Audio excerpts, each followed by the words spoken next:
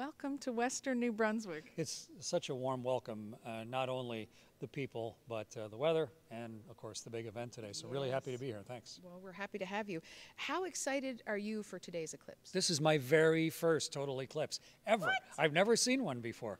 Obviously, on board a spaceship, when you come around, the Earth blocks the sun, at night. Yeah. So that's a form of eclipse. But to actually have on the surface of the Earth, where the moon and the sun are perfectly lined up, and I'm on that lucky spot where you get a total eclipse, never happened. Never managed to do it before. Wow. So it's as exciting as it can be. That's kind of exciting. Yeah. Why do you think people are so drawn to these kinds of events? Well, they're so rare.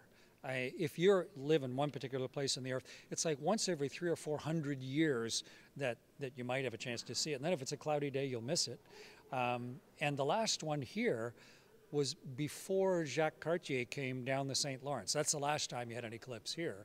And the next one's not for 181 years. So even, for anybody here, this is a once-in-a-lifetime chance to see this at home. And so I'm really glad that I got invited to be part of the events here today. All right, so we thought it would be neat to get some grade 4 students from Hartland Community School to ask you some questions. So these are students from Mrs. Julie Allison's grade 4 class. Okay. So Liam asks if you've ever seen a shooting star or an eclipse while you were in space.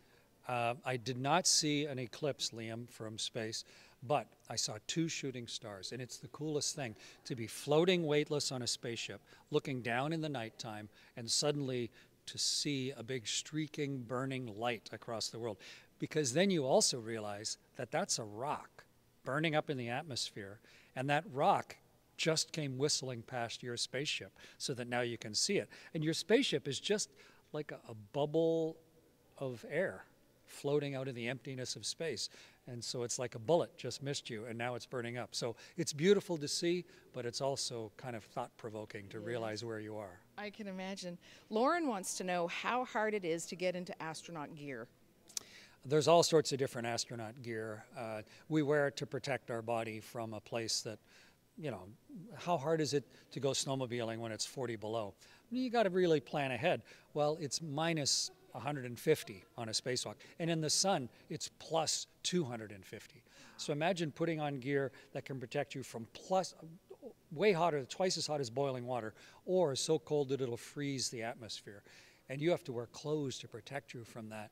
And in your backpack is all of your life support equipment. And so it takes 4 hours. It takes 4 hours just to get dressed. It takes your entire lifetime to get selected and trained. And then on the day of, it takes 4 hours just to get the clothing on, to then go outside for 8 hours. So you're locked inside this one-person spaceship for 12 hours or more. It's a long process. But I was no coffee that morning. I was the very first Canadian to walk in space. It's on our $5 bill. And how does that feel when you pass somebody a $5 bill and you're on it? Yeah, it's bizarre. Surreal, yeah, surreal for sure. But it's also a huge honor. But yeah, some astronaut clothes onboard the spaceship. We just wear normal clothes. But if you're going to go outside or if you're going to launch or land, then you got to wear special clothing. It's going to keep you alive, so you take it seriously. Yeah. Cameron is wondering what zero gravity actually feels like. Cameron, it feels like someone just tapped you on the head and gave you a superpower. You can fly. Imagine if right now I tapped you on the head and suddenly you could start flying around the Civic Center. Wow. You just have a magic power, and it's so much nicer than gravity. Gravity is the ultimate oppressor. It is grinding us literally into the ground, always. And we have to fight gravity. We just sort of take it for granted, like we accept it like a bunch of sheep, but to be weightless is the ultimate liberty and freedom. It's wonderful. Do you miss it? No, I did it. I don't miss it. I think if I'd never done it, I'd miss it. But I have. I've been weightless for half a year. And so it's wonderfully liberating, and it feels more natural than living here on the surface of the Earth. It's a great feeling. Wow. And you got to experience both of that. Yeah. Andrew is asking what traveling on a rocket feels like. Andrew, I've flown 3 rocket ships to leave Earth. They have a tremendous amount of power. Unbelievable. And you feel like you're a little helpless thing in the jaws of some enormous beast. And no matter how hard you fight, you're dwarfed in scale to the power of this thing. A powerful car has maybe 500 horsepower. A big truck with a big engine, 500 horsepower. The space shuttle had 80 million horsepower. So it's ridiculous, the difference. And you can really feel the power of that as it crushes you in your seat, shakes and vibrates the machine in order to get you from sitting still on the surface fast enough that you can stay in orbit. It only takes about 8 minutes and 40 seconds. It is a wildly powerful ride, but at the end of it, you're released, you're weightless, and the space flight begins. It's an amazing transition. Nick and Jack both want to know if you got motion sickness while you were in space. Nick and Jack, the reason you get motion sick, like if I just spun you once, you'd probably be okay. If I spun you 10 times, your balance system would be screwed. If you spun 100 times and then stopped, you'd be so dizzy you couldn't stand up. And then your body goes, what just happened? Why is what I see so different than what I feel?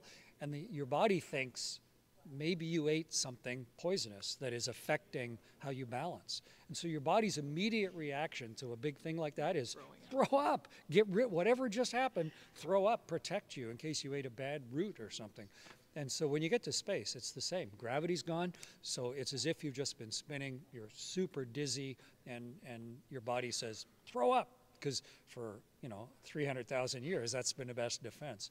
But we take anti-nausea medicine, so you don't throw up. Oh, okay. And after a day or two, your body goes, oh, this is the new normal. Let's stop making them throw up and just get on with business. So, yeah, most astronauts feel some sort of queasiness.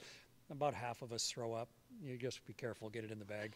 And then after a day or two, you're fine. It's just, and the same when you come home, because it's the opposite, Yeah. So, yeah, but it's worth it. For sure. I don't know about you, but I was really impressed with those questions. I have one. Yes. My question is, there were lots of news stories when you came back to Earth after that momentous time in the space station about the impacts on your body and how that was going to impact you. How are you now? When you've been weightless for 6 months, well, your balance system is wrongly adapted, so you have to learn, your body has to sort of relearn gravity. Imagine if you lay in bed for 6 months and never got out of bed. Your muscles would get kind of flabby and weak. In fact, some of them would disappear. Your skeleton wouldn't be strong. Your bones would become weaker and more porous, with less stiffness to them, osteoporosis. And your whole ability to function would be diminished. So when you come back from a space flight, you feel sort of like that. So my muscles weren't right, my balance system wasn't right, and my bones were weak. And each of those things took a certain amount of time to recover. After about 2 weeks, they'd let me drive a car again. My balance system was working, but my bones were fragile. It took about 4 months for running to feel normal again, because running is everything at once. Balance, coordination, vision integration, all of those things, cardiovascular.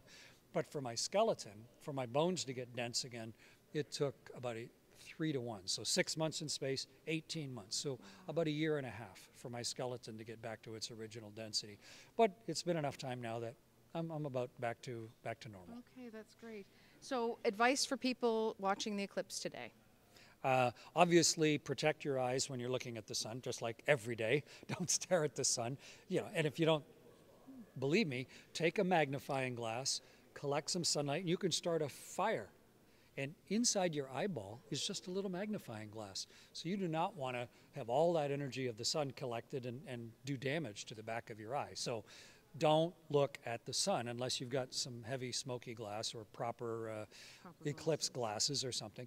But wait for it. If you can just, hold your finger up and make a circle, and you can look and see and it'll start getting dark. As soon as it gets dark, then get those glasses off and look and let your pupils open up wide, and you should be able to see not only the crown of the sun, the corona, the glow around the sun. You should be able to see planets, Venus and Jupiter, and you might even see Mercury today, which normally it's impossible to see Mercury because it's so close to the sun, but those are all lined up right next to the moon today. So you might be able to see those planets, and then just as it's about 3 minutes and 10 seconds or something, we'll have darkness. As the sun starts to appear again, then as soon as you see the brightness coming, get the glasses back on, and then watch the bite get taken out of the sun again. So, but Don't miss it. Don't spend a whole bunch of time fumbling with your phone or something else. Try and truly notice what's happening around you. You know, really give yourself a chance to fully take in the moment. Go to the bathroom first, get yourself ready, watch this thing, take it all in. And then afterwards, think about what you just felt and saw. You know, maybe even write down some of the key things so that 6 months from now or 10 years from now, you can truly remember what you were thinking and feeling. Thank you so much for accepting the invitation to come here. I know it was asked for a little while ago, but I'm really appreciative of you taking the time for everybody. Thank you. It is very much my pleasure to be here and sharing this with everybody. You know, I've lived in a lot of different places. I've lived off the planet for half a year. Being in Canada is home. And to be here in an agricultural part of the world, it's such a beautiful location on the river. This is home. So thanks for inviting me to be part of it.